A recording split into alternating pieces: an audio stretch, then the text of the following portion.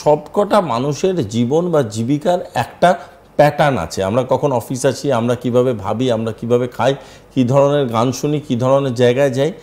যারা আপনাকে ম্যানিপুলেট করতে চায় তারা আপনার ওই প্যাটার্নটাকে ভীষণভাবে ফলো করে।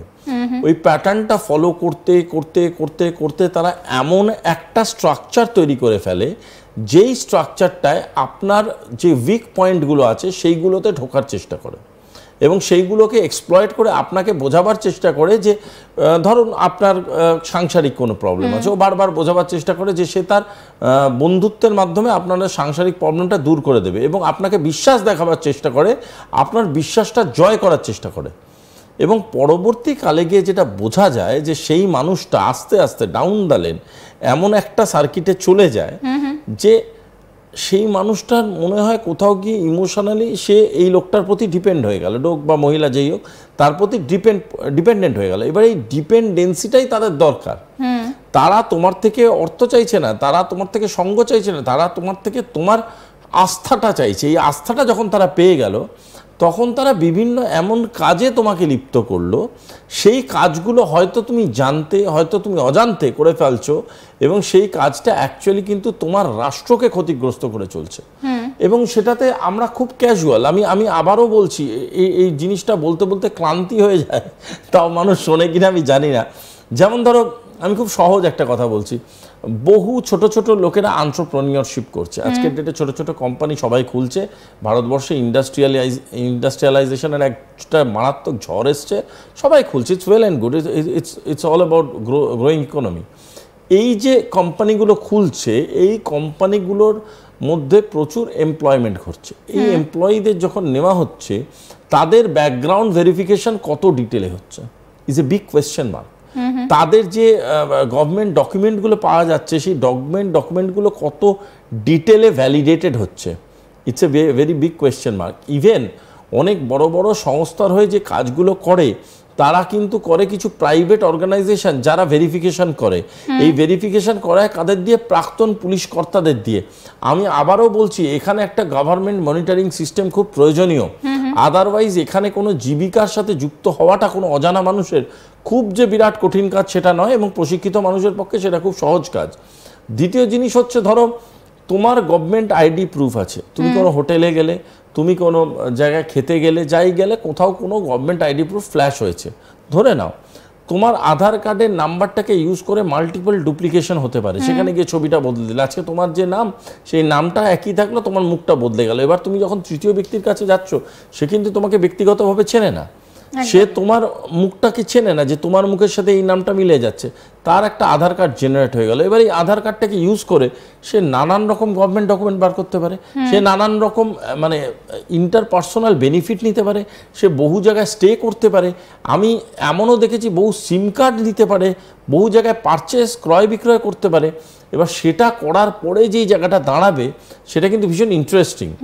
সেই মানুষটা কিন্তু আস্তে আস্তে আমাদের সমাজের সাথে মিলিত হয়ে যাবে।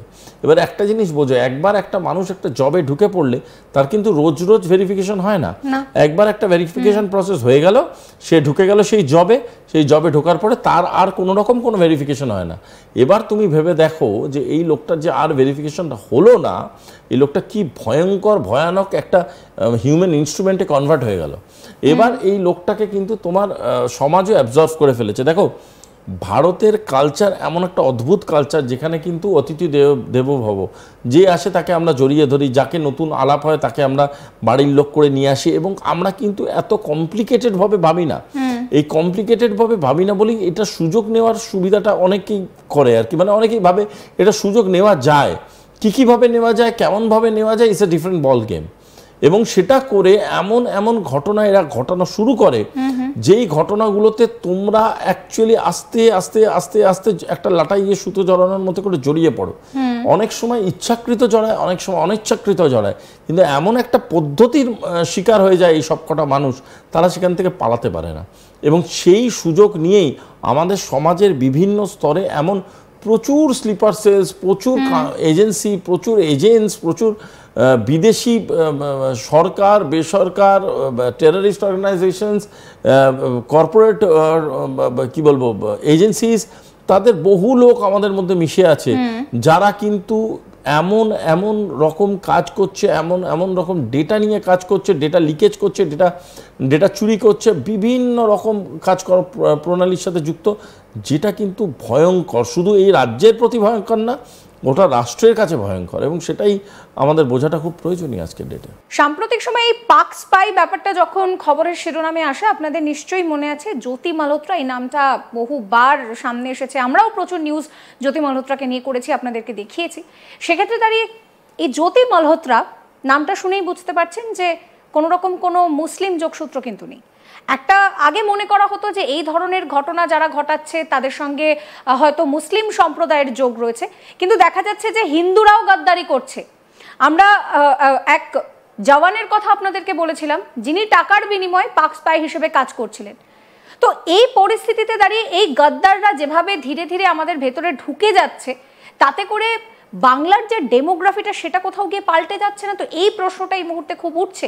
তার কারণ সাম্প্রতিক সময় মালদা বলুন, মুর্শিদাবাদ বলুন, নদিয়া বলুন, এই যে বর্ডার এরিয়াগুলো রয়েছে সেখানে কিন্তু প্রচুর পরিমাণে অনুপ্রবেশের ঘটনা ঘটছে। সেখান থেকেই আপনার কাছে আমার একটা প্রশ্ন, যে এই যে আগে একটা জিনিস মনে করা হতো যে হয়তো মুসলিম হলে সে আইসিসের এজেন্ট হতে পারে, কিন্তু মানে এই যে একটা ট্যাবু ছিল সেটা জ্যোতি মালহোত্রার ব্যাপারটা সামনে আসার পর একদম ভেঙে গেছে। সেক্ষেত্রে দাঁড়িয়ে এই যে গাদ্দাররা, হিন্দুরা গাদ্দারি করছে, সেক্ষেত্রে দাঁড়িয়ে ডেমোগ্রাফিটা পুরো পাল্টে যাবে না? টেকনিক্যালি দেখো, আমি প্রথমে বলছি, আমি এই কথাটা শুনে হেসে ফেলেছি, আমি ভেরি সরি অ্যাবাউট দ্যাট। আমার কাছে টেররিজম বলো বা ইনসার্জেন্সি বলো, হোয়াট এভার বলো, ইট ইজ এ ইন্ডাস্ট্রি। এবার ইন্ডাস্ট্রিতে সবাই যেমন চাকরি পেতে পারে জাত ধর্ম নির্বিশেষে, সেরকম এটাও তাই। হ্যাঁ, হতে পারে মুসলিম গভর্ন স্টেটসগুলো এগুলোকে ইনভেস্ট করে এর উপরে, এন্ডোর্স করে এর উপরে, বলে একটু মুসলিমের কোয়ান্টিটি অনেকটাই বেশি, আদারওয়াইজ টাকা পেলে সবাই সব রকম কাজ করে। এটা এই ব্যাপারে কোনো অবাক হওয়ার কোনো ব্যাপার নেই। আমরা শ্রীলঙ্কায় যারা বোম ফাটিয়েছে সেই এলটিটি জঙ্গিদের কি বলবে তুমি, যারা লন্ডনে খ্রিশ্চানসদের পাওয়া গেছে তাদের কি বলবে? সুতরাং ইটস অল অ্যাবাউট মানি। এবার ঘটনাটা আমি তোমায় বলি, জিনিসটা হচ্ছে সব থেকে ভয়ঙ্কর। তার কারণটা হচ্ছে এখানে এরা একটা ইন্ডাস্ট্রি ফর্ম করে। আচ্ছা, তুমি কিভাবে চাকরি পেয়েছো আমি জানি না, ইন জেনারেল লোকজন কি করে চাকরি পায়? লোকজন চাকরি পায় হচ্ছে একটা সিভি দিলাম, অ্যাপ্লাই করলে হলো। তো এরা একটু ওই প্রথম দুটো প্রসেসে একটু চেঞ্জ থাকে। প্রথম দুটো প্রসেসে চেঞ্জ হচ্ছে, এরা কিন্তু প্রসপেক্টস খোঁজে যে কে আমার কাজে লাগতে পারে। আচ্ছা, সে যদি কাজে লাগতে পারে, ও যদি কোনো মিডিয়া স্টেশনে কাজে, মানে কাউকে কিছু একটা ফাজ করাতে হয় বা কোনো একটা ক্ষতিগ্রস্ত করতে হয়, ও খুঁজবে এমন একটা মানুষকে যে মিডিয়া স্টেশনে যার যাতায়াত আছে এবং যে মিডিয়া স্টেশনে যায় বাট আননোটিসড, সেই লোকটাকে পিক আপ করলো। কোনো এবার সে ধরো ইচ্ছাকৃত হতে পারে, সে হয়তো অর্থের দরকার, তার কোনো বাড়ির লোকের চিকিৎসার দরকার, তার কোনো উইক পয়েন্ট আছে, এইবার ওই উইক পয়েন্টগুলোকে এক্সপ্লয়েট করতে শুরু করলো।